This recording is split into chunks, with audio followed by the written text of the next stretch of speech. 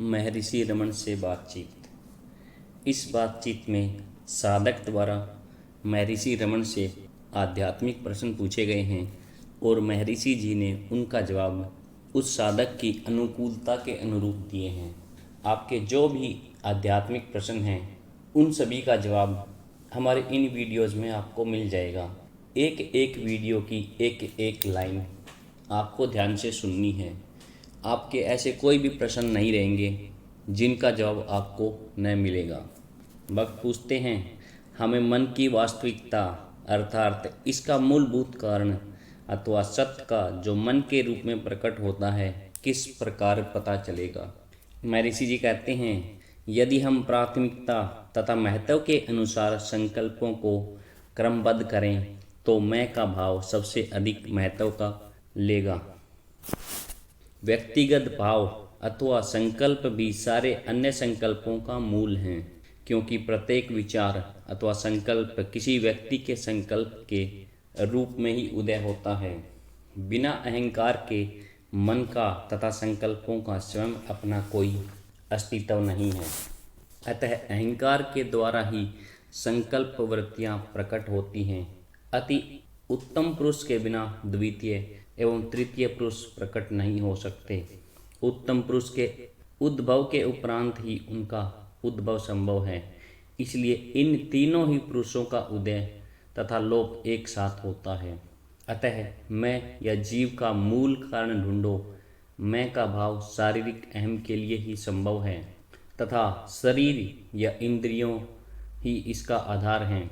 क्या इसका केंद्र शरीर में है तथा क्या इसका किसी अंग विशेष से संबंध है, जैसा कि वाणी का केंद्र तथा प्रेम का केंद्र मस्तिष्क में है। क्या इसी प्रकार मैं का केंद्र मस्तिष्क रक्त अथवा अंतरंग में है। संकल्प शक्ति मस्तिष्क तथा मेरुदंड में केंद्रित रहती प्रतीत होती है और उनमें जो रक्त प्रवाह हो रहा है, जिसमें वायु तथा भोजन मिला हुआ है, उससे उसको पोषण मिलता है। जो स्नायविक शक्ति पदार्थ में बदल जाते हैं, अस्तु स्थावर जीवन अथवा जीवनदायक शक्ति एवं रक्त प्रवाह श्वसन पाचन आदि प्राणी के अस्तित्व हैं। अतः मन जीवन शक्ति का प्रत्यक्षीकरण है, जिसकी हृदय में रहने की कल्पना की जा सकती है। भक्त मन को लुप्त करना तथा उसके स्थान पर अंतर्दृष्टि के विकास की कला के लिए क्या वे दोनों भिन्न अवस्थाएं हैं, जिनके बीच संभावित निष्क्रिय क्षेत्र होगा जो न मन होगा और न अंतर्दृष्टि। क्या आत्म साक्षात्कार के लिए मानसिक क्रियाओं का अभाव आवश्यक है। महर्षि जी, अभ्यासी के लिए दो मुख्य अवस्थाएं हैं। इनमें ऐसा निष्क्रिय क्षेत्र भी है जिसमें या तो मानसिक क्रिया का अभाव है अथवा जहां आत्म अनुभूति भी नहीं हो पाती। ये स्थितियां सुषुप्ति, अचेतन, मूर्छा और पागलपन आदि हैं।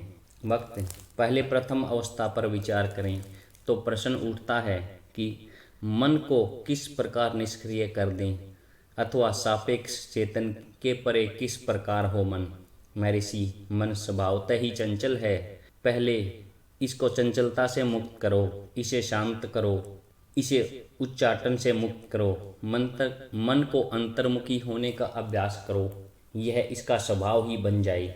यह बाह्य जगत की अपेक्षा से तथा मानसिक शांति के मार्ग में जो भी बाधाएं हैं उनको दूर करने से होगा।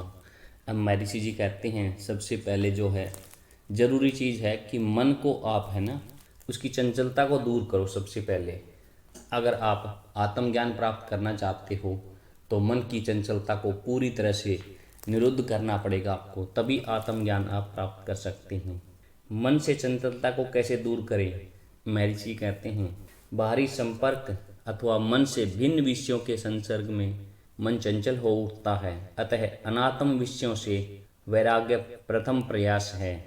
इसके बाद आत्म निरीक्षण तथा एकाग्रता स्वभाव में आ जाएं। यह इंद्रिय निग्रह बाह्य एवं आंतरिक समदम आदि से प्राप्त होती है, जो अंतः समाधि शांत मन में परिणत होती है। भक्त, इनका अभ्यास किस प्रकार किया जाए। महर्षि, बाहरी दृश्य जगत क्षणभंगुर है, इसके चिंतन से वैराग्य होता है। अतः सर्वप्रथम एवं महत्वपूर्ण यत्न आत्मविचार का है। जब आत्मविचार का अभ्यास निरंतर सहज ही होता है तो उससे स्वतः ही धन, यश, आराम, सुख आदि के प्रति उपेक्षा उत्पन्न होती है। इसके बाद में मैं के भाव की शोध स्पष्ट होने लगती है। मैं का स्रोत हृदय है जो साधक का अंतिम लक्ष्य है। कदाचित आत्मविचार का मार्ग साधक के स्वभाव अनुकूल न हो तो उसे किसी इष्ट के प्रति भक्ति भाव धारण करना होगा। इष्ट चाहे गुरु हो, चाहे ईश्वर हो, मानव जाति हो, आदर्श आचारों के नियम हो, चाहे सौंदर्य का ही भाव हो। यदि इनमें से कोई भी साधक को अपनी पकड़ में ले लेगा तो अन्य राग क्षीण होते जाएंगे, अर्थात वैराग्य की वृद्धि होगी। इससे अपने इष्ट में आस्था दृढ़तर होती जाएगी तथा अंत में पूर्ण दृढ़ हो जाएगी। इस प्रकार एकाग्रता स्वतः ही एवं अज्ञात रूप से उदय होगी। भावावेश तथा प्रत्यक्ष बाह्य सहायता हो या न हो।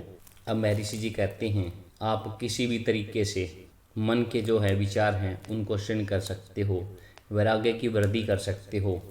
उसमें आप चाहे भगवान में विश्वास करो, चाहे गुरु में, चाहे मानव जाति में, या कोई भी आदर्श हो, कोई भी आदर्श नियमों का पालन करने से भी वैराग्य में वृद्धि होती है। आत्मविचार तथा भक्ति के अभाव में प्राकृतिक शांतिप्रद प्राणायाम का अभ्यास किया जा सकता है। अब महर्षि जी कहते हैं आप प्राणायाम के द्वारा भी आत्मविचार तथा भक्ति के मार्ग पर आप चल सकते हैं। इसे योग मार्ग की संज्ञा कहते हैं। इस मार्ग में क्या है, आप योग मार्ग के द्वारा भी आत्मविचार कर सकते हैं। यदि प्राण जाने का भय हो तो सारे प्रयास प्राणों की रक्षा के लिए किए जाते हैं।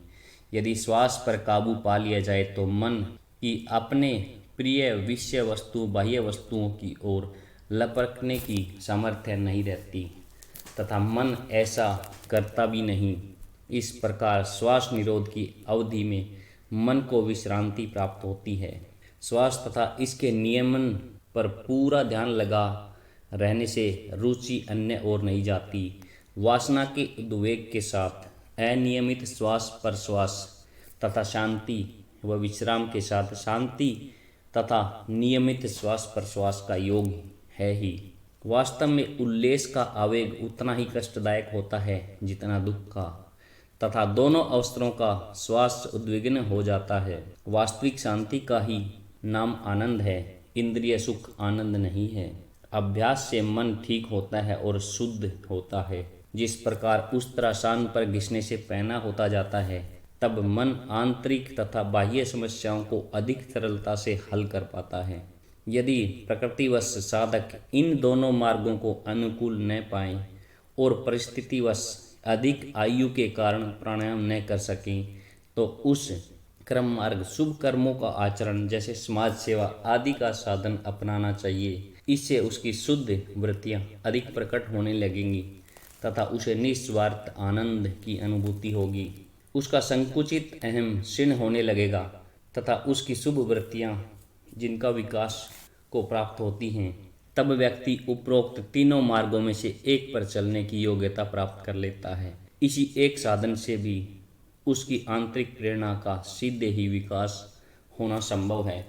अब महर्षि जी कहते हैं आप या तो किसी ईश्वर को चाहो या गुरु को चाहो, मानव जाति को चाहो या किसी आचरणों का विचार करो।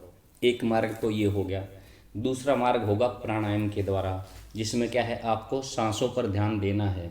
जब आप सांसों पर ध्यान दोगे तो आपका मन इधर उधर नहीं भटकेगा। तो दूसरा मार्ग ये है। इसके द्वारा भी आप आत्मज्ञान को प्राप्त कर सकते हैं, मन को निरुद्ध कर सकते हैं, मन को बाहर जाने से रोक सकते हैं। और तीसरा मार्ग, अगर कोई भी व्यक्ति इन दोनों में से कोई भी मार्ग न अपना सके तो वह शुभ कर्मों का आचरण कर सकते हैं। जैसे कि कोई समाज सेवा का कार्य करना शुरू कर दें तो उससे भी आपके विचार शुद्ध होते रहेंगे और आपको क्या है, मन शांति ही प्राप्त होगी। तो इस प्रकार आप अभ्यास करते रहिए और महर्षि जी के प्रवचनों को सुनते रहिए।